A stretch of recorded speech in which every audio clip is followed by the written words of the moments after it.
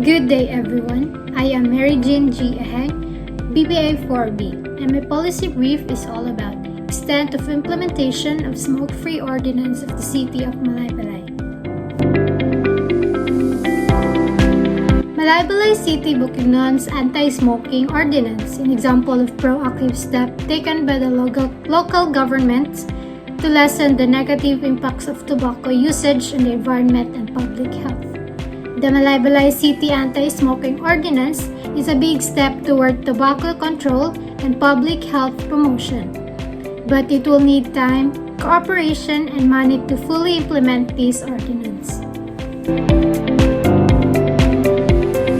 The Philippine-wide Anti-Smoking Operation for Health, or PUASO group, in the city of Malaybalay benefited from this ordinance. PUASO voluntarily started an initiative in the city of Malaybalay to discourage smoking. As a result, the city's residents are fully aware of our policy to protect them from hazardous products and to protect their right to health, which includes hazards of tobacco smoking. The Smoke-Free Ordinance, embedded with the Republic Act 9211, represents a significant stride toward safeguarding public health and welfare. In underscore the government's commitment to curbing the adverse effects of tobacco use, not only on smokers but also on non-smokers who are equally vulnerable to harmful effects of second-hand smoke.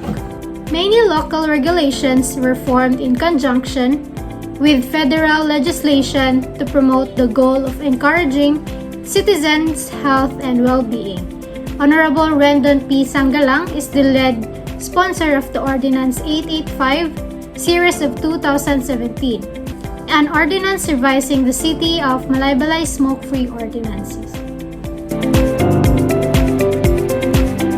The policy issue: Malaybalay City Ordinance Number 885, Resolution Number 2021-0374, and Resolution Number 2022-10495 into practice. The enforcement capacity is one of the primary topics in this policy brief seeks to explore because it plays an important part in the implementation process. The effectiveness of the law is contingent upon the local authorities' ability to implement restrictions and apply consistent penalties on those who violate them. Resolve number 2021-0372 stated that only 10 of the 45 deputized members of the Philippine-wide Anti-Smoking Operation for Health, or PUASO, were workers under job order. The effectiveness, results, and consistency of the enforcement of the ordinance are impacted by the number of enforcement officers involved in the process in this variety of ways.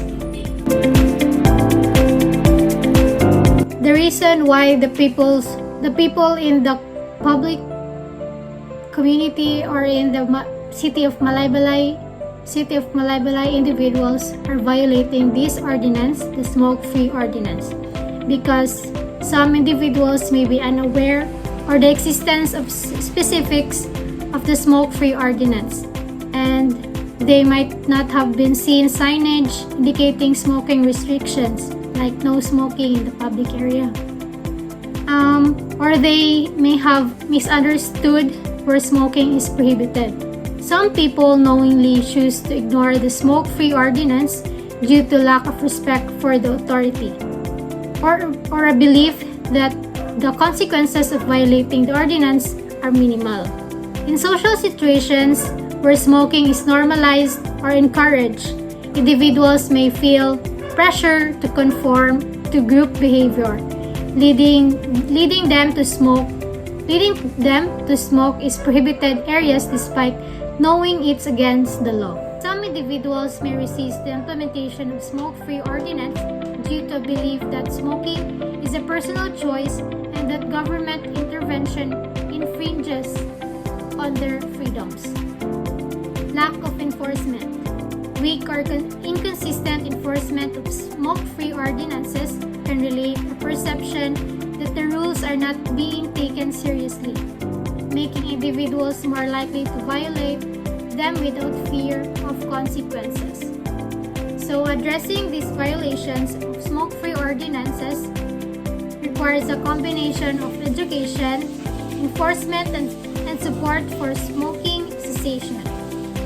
Efforts to raise awareness about the health risks of smoking, provide resources for quitting, and ensure consistent enforcement of smoking regulations can help reduce violations and create healthier environment to everyone.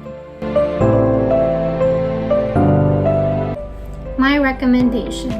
First is to improve coverage and response time. The part monitored by the ordinance can be better covered by the authorities if they designate a sufficient number of people to enforcement tasks.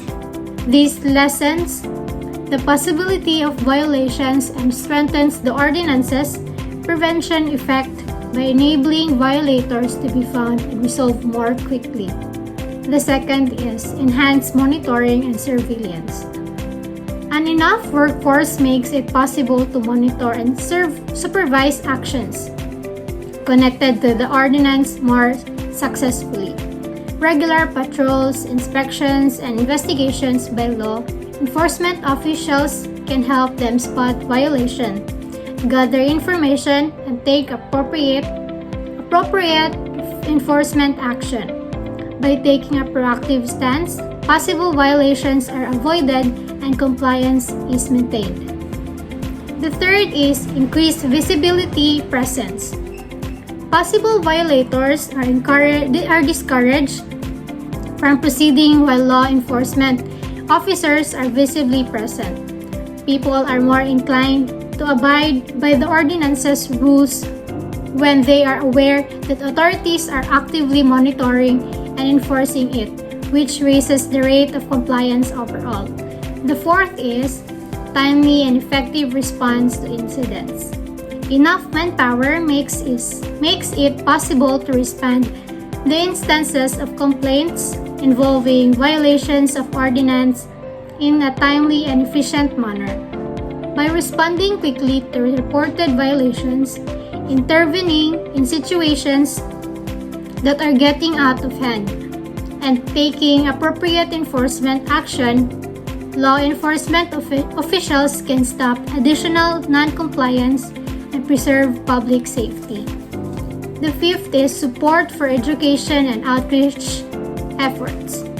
Manpower can be allotted to assist outreach and education programs that seek to increase public understanding of the ordinance and significance, in addition to enforcement actions.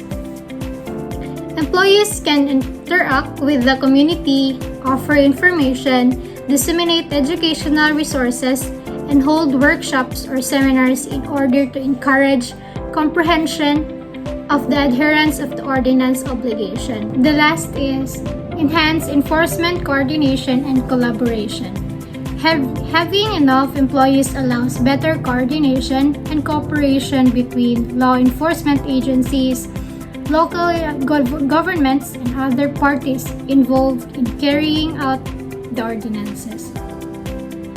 By combining resources, exchanging information, and coordinating efforts, enforcement actions can be more effectively targeted and streamlined to optimize their effects. So in conclusion, the Malaybalay City Anti-Smoking Ordinance is a big step toward tobacco control and public health promotion, but it will need time, cooperation, and money to fully implement this ordinance. A multimodal strategy that includes strengthening the legal framework, increasing law enforcement capacity, and utilizing technology involving the community, enforcing penalties, and establishing evaluation and feedback mechanisms is needed to maximize the enforcement effects of smoke-free ordinances. These tactics will help Malaybalay City enforce smoke-free laws more strictly and foster a culture of compliance, which will enhance public health outcomes and make the city's environment healthier for all the people.